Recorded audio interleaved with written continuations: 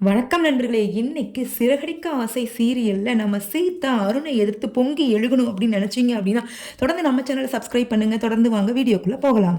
இன்னைக்கு சிறகடிக்க ஆசை சீரியல்ல பாத்தீங்கன்னா சீதாவும் அருணுக்கும் நடந்த வாக்குவாதத்துல அருண் பிடிச்ச சீதாவை நல்லா சமத்தியா பெல்ட்ல அடிச்சிடறாருங்க.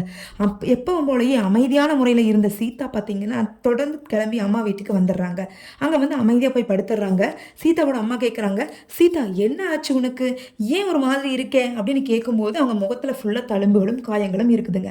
இதை பார்த்த உடனே எல்லா அம்மாக்களை போலவே அவங்களுக்கும் உணர்ச்சிகள் பொங்கி எழுகுதுங்க. எத்தனை கஷ்டப்பட்டு இந்த பிள்ளைங்களை நான் வளர்த்துருப்பேன். எந்த ஒரு சூழ்நிலையில நாங்கள் சாப்பாட்டுக்கே இல்லாத போது கூட எங்களோட குழந்தைங்களை நாங்கள் கை வச்சது கிடையாது. எவ்வளோ ஒரு தைரியம் அவன் என் பொண்ணு மேலே கை வச்சிருக்கான் அப்படின்னு அவங்களுக்கு கோவம் அவ்வளோ பொங்கி எழுகுதுங்க. இதை மீனா கிட்ட சொல்லிடுறாங்க.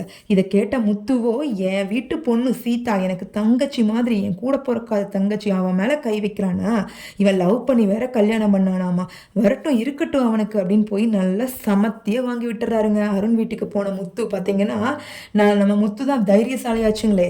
எப்பவும் போல நல்லா கை கால் அத்தனையும் திருப்பி வெளுன்னு வெளுத்து விட்டுறாருங்க. டேய், ஆம்பளை கிட்ட காமிங்கடா உங்க வீரத்தை, பொண்ணுங்க கிட்ட காமிக்காத. அதுவும் நீ லவ் பண்ணி கல்யாணம் பண்ண பொண்ணு வேற, நேசிக்கக்கூடிய மனைவி வேற, அவன் மேலதான் உன் வீரத்தை காமிக்கியாடா, நீ எல்லாம் ஒரு போலீஸ்கார அப்படின்னு பேசும்போது அருண் சொல்றாரு, டேய் நீ நல்லா அனுபவிக்க போற, என் மேலேயே கையை வச்சுட்டே இல்லை, பாரு உனக்கு என்ன ஆகுதுன்னு அப்படின்னு சொல்றாரு. என்னடா பண்ண போற, என்ன பண்ணுவ, போய் ஒரு டிரைவர் கிட்ட அடி வாங்கிட்டேன்னு சொல்ல போறியா, கேவலமா இருக்காது, வெக்கமா இல்லை அப்படின்னு சொல்லி கேட்குறாருங்க.